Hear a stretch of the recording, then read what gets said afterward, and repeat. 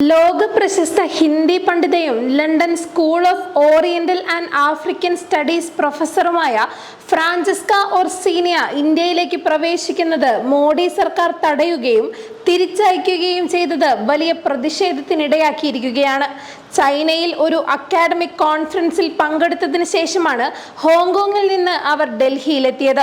സാധുവായ വിസ കയ്യിലുള്ളപ്പോഴാണ് അവർക്ക് ഈ ദുരനുഭവം ഉണ്ടായത്. കാരണങ്ങളൊന്നും പറയാതെ തന്നെ തിരിച്ചയച്ചുവെന്നാണ് ഓർസീനിയ പറഞ്ഞത്.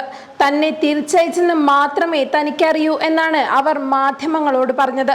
ഇറ്റലിയിലെ വെനീസ് സർവകലാശാലയിൽ നിന്ന് ഹിന്ദിയിൽ ബിരുദാനന്തര ബിരുദം നേടിയ ഓർസീനി ന്യൂഡൽഹിയിൽ സെൻട്രൽ ഇൻസ്റ്റിറ്റ്യൂട്ട് ഓഫ് ഹിന്ദിയിലും ജവഹർലാൽ നെഹ്റു സർവകലാശാലയിലും പഠിച്ചിരുന്നു. ഇന്ത്യൻ ഭാഷ, സംസ്കൃതി എന്നിവയുമായി ബന്ധപ്പെട്ട നിരവധി പുസ്തകങ്ങൾ രചിച്ച വ്യക്തിയാണ് ഓർസീനിയ.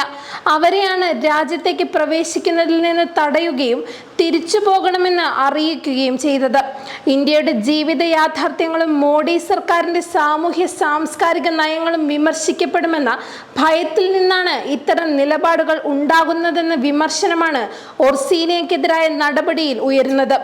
വ്യക്തമായ കാരണം അറിയിക്കാതെയുള്ള തിരിച്ചയക്കലിനെതിരെയാണ് പ്രതിഷേധമുയർന്നത്. അവരുടെ വിസയും യാത്രോദ്ദേശവും പൊരുത്തപ്പെടുന്നില്ലെന്നാണ് ഇതുമായി ബന്ധപ്പെട്ട് ഉന്നത ഉദ്യോഗസ്ഥൻ വിശദീകരിച്ചതെന്നാണ് മാധ്യമ വാർത്തകളിലുള്ളത്. സുഹൃത്തുക്കളെ കാണാൻ വിനോദസഞ്ചാരിയുടെ വിസയിലാണ് അവരെത്തിയത്. മുൻകാല വിസ ലംഘനങ്ങൾ ശ്രദ്ധയിൽപ്പെട്ടെന്നും ഇതേ വിസയിലെത്തി അവർ ഗവേഷണ പ്രവർത്തനങ്ങളിൽ ഏർപ്പെട്ടിരുന്നുവെന്നും അത് വ്യവസ്ഥാ ലംഘനമാണെന്നും ഉദ്യോഗസ്ഥർ വിശദീകരിക്കുന്നു. ഇങ്ങനെയാണെങ്കിൽ എന്തുകൊണ്ടാണ് നേരത്തെ ഇക്കാര്യം അവരെ അറിയിക്കാതിരുന്നതെന്ന ചോദ്യം പ്രസക്തമാകുന്നു. ഇതുപോലെ യാത്ര നിഷേധിക്കപ്പെട്ട ആദ്യ വ്യക്തിയല്ല എന്നിടത്താണ് ഓർസീനിയയുടെ തിരിച്ചയക്കലിന് രാഷ്ട്രീയ പ്രാധാന്യം കൈവരുന്നത്. 2021 കോവിഡ് മഹാമാരി കാലത്ത് ആഗോള യാത്രകൾ വിലക്കിയിരുന്ന ഘട്ടത്തിൽ വിദേശ വിദ്യാഭ്യാസ വിചക്ഷണരെ ഓൺലൈൻ സെമിനാറുകളിലും യോഗങ്ങളിലും പങ്കെടുപ്പിക്കുന്നത് പോലും നിയന്ത്രിക്കുന്നതിന് മോഡി സർക്കാരിൽ നിന്ന് ശ്രമങ്ങൾ ഉണ്ടായിരുന്നു. മുൻകൂർ അനുമതി ലഭിച്ചവരെ മാത്രമേ ഓൺലൈനായി പോലും പങ്കെടുപ്പിക്കാൻ പാടുള്ളൂ എന്നായിരുന്നു നിർദ്ദേശമുണ്ടായത്. ഇതുകൂടാതെ നിരവധി പേരെ ഇന്ത്യയിൽ ഇത്തരം ഉദ്ദേശങ്ങളോടെ കൊണ്ടുവരുന്നത് വിലക്കുകയും ചെയ്തിരുന്നു. 2022 മാർച്ചിൽ ബ്രിട്ടൻ ആസ്ഥാനമായി പ്രവർത്തിക്കുന്ന നരവംശ ശാസ്ത്രജ്ഞ ഫിലിപ്പോ ഒസലയെ തടഞ്ഞ് തിരിച്ചയച്ചത് വലിയ വിവാദമായിരുന്നതാണ്. അതേ വർഷം തന്നെ ബ്രിട്ടീഷ് ആർക്കിടെക്ചർ പ്രൊഫസർ ലിൻസെ ബ്രെംനറെയും നാടുകടത്തി. പ്രത്യേകിച്ച് കാരണങ്ങൾ വ്യക്തമാക്കാതെ വിസ വ്യവസ്ഥകൾ ലംഘിച്ചു എന്ന് പറഞ്ഞായിരുന്നു തിരിച്ചയച്ചത്. ഏത് വ്യവസ്ഥയാണ് ലംഘിച്ചതെന്ന ചോദ്യത്തിന് കൃത്യമായ മറുപടി നൽകുകയും ഉണ്ടായില്ല. 2024 കർണാടക സർക്കാർ സംഘടിപ്പിച്ച ഒരു സമ്മേളനത്തിനായി എത്തിയ UK ആസ്ഥാനമായുള്ള കശ്മീരി വിദ്യാഭ്യാസ പ്രവർത്തക നിതാഷ കൗളിന് ബംഗളൂരു വിമാനത്താവളത്തിൽ വെച്ച് പ്രവേശനം നിഷേധിച്ചു.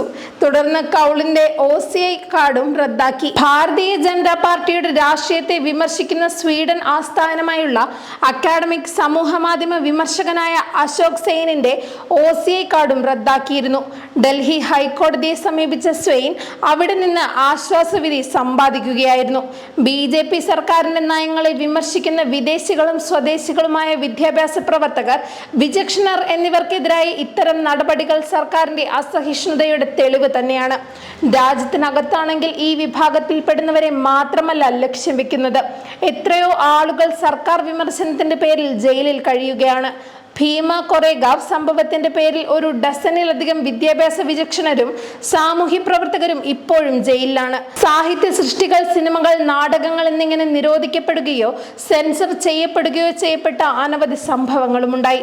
സംഘ് പരിവാർ സംഘടനകളുടെ ആരോപണങ്ങളോ പരാതികളോ ഉണ്ടായാൽ നടപടിയെടുക്കുന്ന പ്രവണത തെരുവുകളിലും ക്യാമ്പസുകളിലും വ്യാപകമായി തുടരുകയാണ്.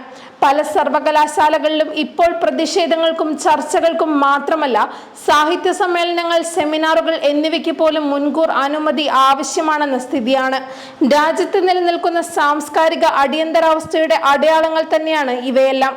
അതിലൊന്നാണ് ഓർസീനിയക്കെതിരായ നടപടിയും.